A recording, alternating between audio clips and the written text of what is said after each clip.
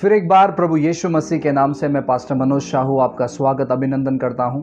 और प्रियो, मैं आप सभी के जीवन में परमेश्वर की शांति, प्रभु की कृपा, प्रभु की दया, प्रभु की भलाई और खास करके इस समय में प्रभु की समझदारी और सच्चाई की आत्मा मैं आपके जीवन में कहता हूं। प्रियो, आज बहुत सारे चीज़ों को हम नोटिस कर रहे हैं पूरे दुनिया भर से, जो कलीसियाएं हैं, जो सेवक हैं, जो सेवकाई है, जो शिक्षा है, उन सभी चीज़ों के बारे में आज कुछ महत्वपूर्ण बातों को हम आपके सामने रखना चाहते हैं। अब आपको चुनाव करना है कि आप क्या करना चाहते हैं। साथ ही साथ मैं आपको बताना चाहता हूं प्रियो कि आपने जो थंबनेल देखा होगा, हम उस विषय के बारे में भी चर्चा करेंगे। तो सबसे पहली बात आज हम यह देखेंगे कि जो लोग पैसा मांगते हैं प्रार्थना करवाने के लिए, या फिर जो लोग पैसा देते हैं कि आप हमारे लिए प्रार्थना करें, या जो लोग ये कहते हैं कि आपके लिए हम प्रार्थना करेंगे, जब आप 25-50 हजार रुपए या फिर 1 लाख रुपए जब आप दोगे तो हम आप पर ले हैंड करेंगे, हम आपके लिए प्रार्थना करेंगे। तो क्या यह चीज करना सही है या गलत है? सबसे पहली बात मैं आपको बताना चाहता हूं, जो भी लोग इस प्रकार की सेवा कर रहे हैं वो सेवा गलत है।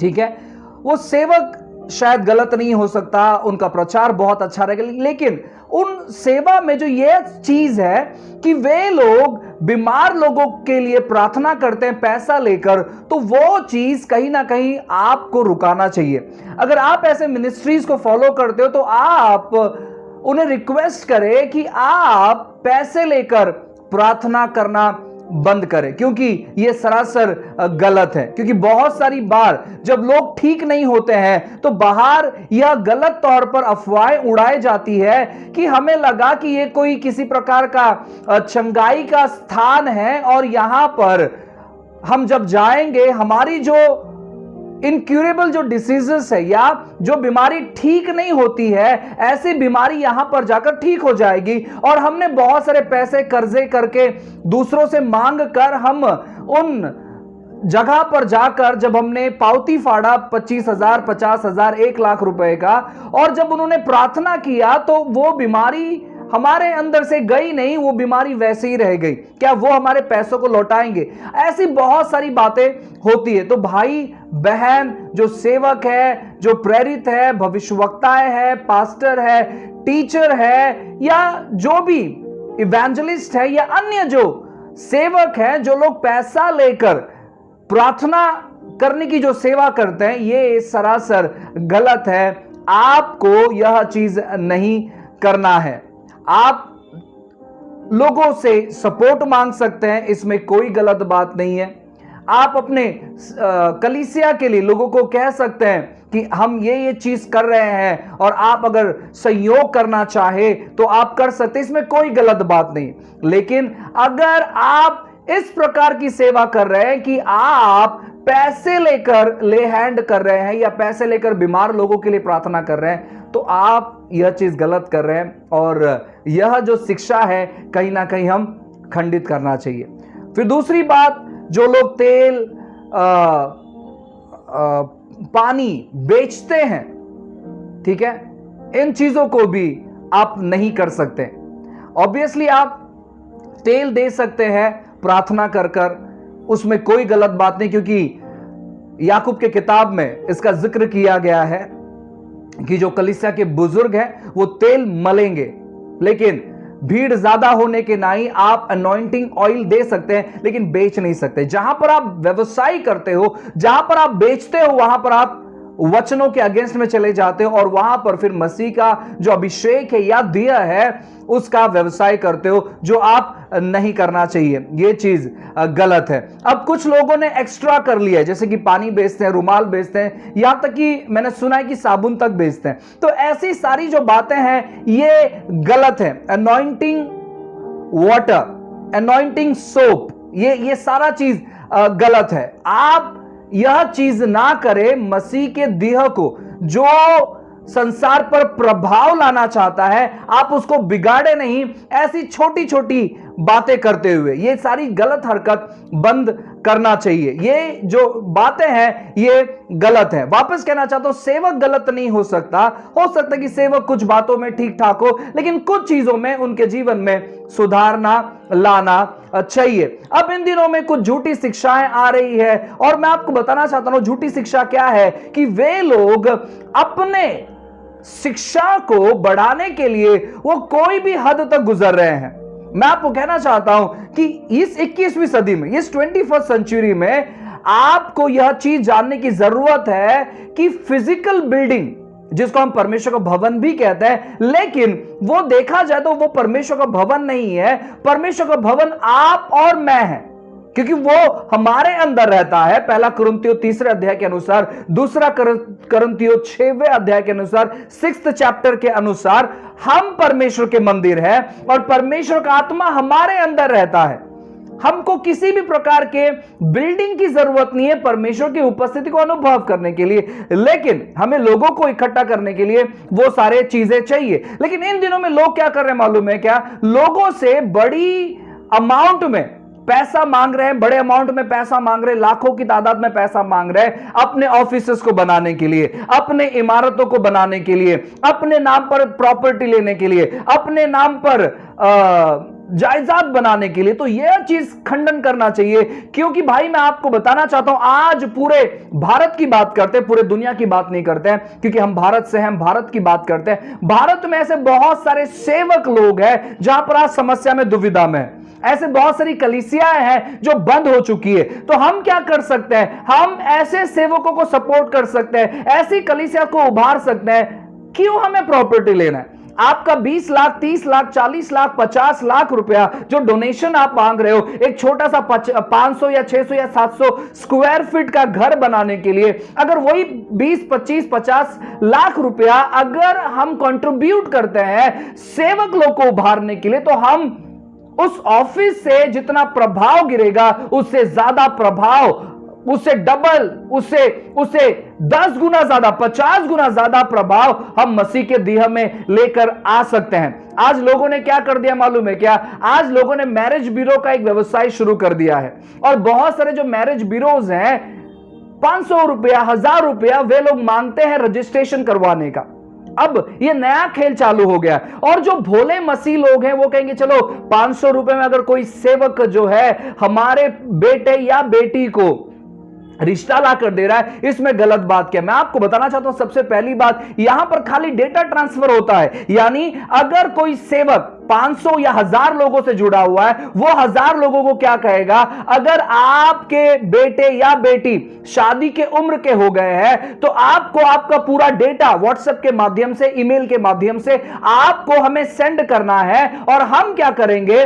उसको देखेंगे और आपके बराबरी का या जो स्पिरिचुअल लाइफ आप जी रहे हो और जिस बैकग्राउंड से आप हो, जब हमको मालूम पड़ेगा कि आपके हिसाब से जो व्यक्ति परफेक्ट बैठता है, हम उस व्यक्ति का बायोडेटा आपको रिप्लाई में सेंड करेंगे और जब आप लोग एग्री हो जाओगे तो वहां पर उनका शादी होगा। तो लड़का लड़की ढूंढने का आज लोग 500 रुपया या 1000 रुपया रजिस्ट्रेशन फीस रख रहे हैं, जो कि सरासर गलत है।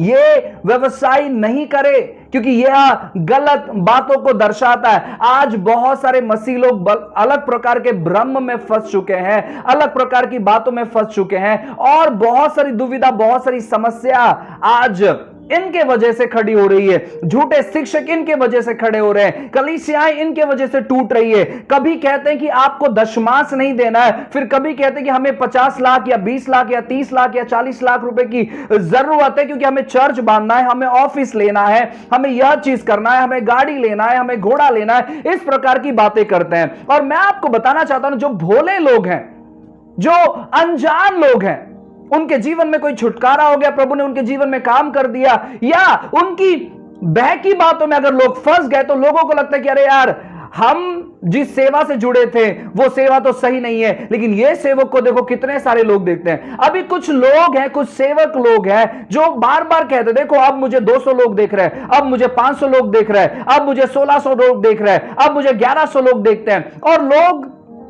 इस प्रकार की बहकी बातों में आ जाते हैं और क्या करते हैं मालूम है, लोगों को लगता है कि यह सच्चा सेवक है। प्रियो, आपके आंखों पर पट्टी बांधी गई है, आपके मनों पर पट्टी बांधी गई है और आपके कानों में जो है ना रुई डाला गया है, और उसी की वजह से आप सच्चाई देख नहीं पा रहे, सुन नहीं पा रहे और समझ नहीं पा रहे। यह व्यक्ति आपको बहकाने की कोशिश कर रहा है और आप जो है बहकते चले जा रहे हो।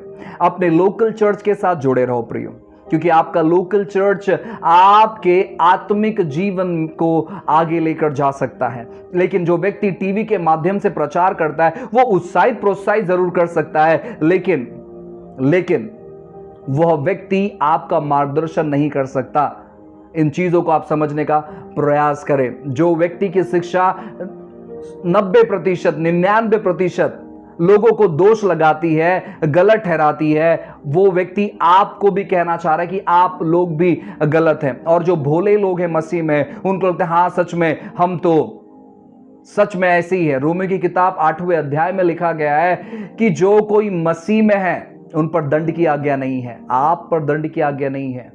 आप अगर गलत बातों से जुड़े हुए हो, फिर भी मैं आपको बताना चाहता हूं कि आप प्रभु यीशु को जानो, क्योंकि जब आप उनको जानोगे आपकी सारी गलत आदतें टूट जाएगी। दोष भावना आपके जीवन में और सारी गलत बातों को लेकर आएगा, लेकिन परमेश्वर की जो आशीषें हैं, प्रभु की जो बातें हैं, आपके जीवन में छुटकारे का काम करेगी। तो आपको किसी भी प्रकार के जो लोग पैसा लेकर प्रार्थना करवाते हैं, ऐसे चीजों में आप शामिल मत हो। आपको लगेगा नहीं हमारे पास ढेर सारा पैसा है, 50,000 रुपए उन सेवक को दे दिए तो क्या प्रॉब्लम हो गया। मैं आपको बताना चाहता हूं, सेवक लोगों को पैसा देना, इसमें कोई गलत बात नहीं है। मैं ऐसे सेवक को जानता हूं, मैंने गवाहियां सुनी है जिनको लोगों ने अब्जों रुपए दे दिए, लेकिन उस सेवक ने बहुत अच्छे तौर पर उनका इस्तेमाल किया, अपने ऑफिस को बांधने के लिए नहीं, अपने घर को बांधने के लिए नहीं, लेकिन कई सारे पासबानों को, सेवकों को उभारने के लिए।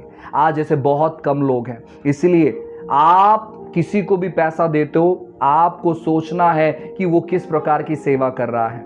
आज सोशल मीडिया पर बहुत सारे अच्छे पासबान नहीं है, यानी जो जेन्युइनली सच में एक अच्छा हृदय लेकर सेवा कर रहे हैं। मैं ऐसे बहुत सारे पासबानों को जानता हूं जो गांव खेड़ाओं से है और बहुत अच्छा सेवा करते हैं, बहुत अच्छा, बहुत बेहतरीन सेवा करते हैं, लेकिन वो कुछ बातों से अनजान होने के वजह से वे लोग जो है, मैं आपको कहना चाहता हूं, सोशल मीडिया पर नहीं आ पा रहे।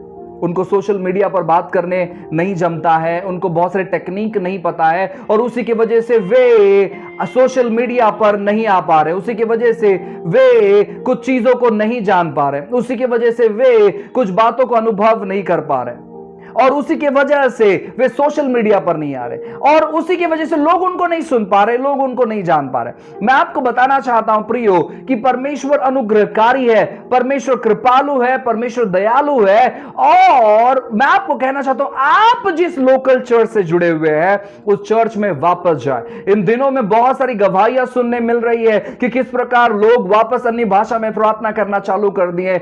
इन दिनों में गवाहियां सुनने मिल रही कि किस प्रकार वापस लोग अपनी कलीसियाओं से जुड़ चुके हैं। अभी हमें रिसेंटली पता चला कि किस प्रकार लोग गलत शिक्षाओं में कुछ 1-1.5 साल से जुड़े हुए थे और उन्होंने बहुत सारी गलत परिणाम उन्होंने अपने जीवन में देखा, जहां पर वे घमंड से भर चुके थे, जहां पर वे लोगों पर दोष लगाने वाले बन गए थे, जहां पर वे उनको लग रहा था कि वे आत्मिक तौर पर बढ़ रहे हैं, लेकिन वो आत्मिक तौर पर घटते हुए चले जा रहे थे और वे सभी सेवक पर दोष लगा रहे थे। लेकिन अब कुछ दिनों में जब वे सच्चाई का सामना किए, जब परमेश्वर ने उनके हृदय को वापस एक बार छू लिया, वो कहते कि हम वापस अपनी कलीसियाओं में जाकर हमने अपने आप को समर्पण किया, अपने पास्टर को अपने घर पर बुलाया और हमने उनसे क्षमा मांगा और हमने कहा कि पास्टर, इसके बाद हम इस ऐसे किसी भी प्रकार की बहकी बातों को नहीं सुनेंगे, हमें क्षमा करो। ऐसे बहुत सारे चीजें हो रहे हैं आज और प्रभु की स्तुति हो ऐसे बातों के लिए। प्रियो, परमेश्वर आपसे प्यार करता है और ऐसी शिक्षाओं से आप सावधान रहिए,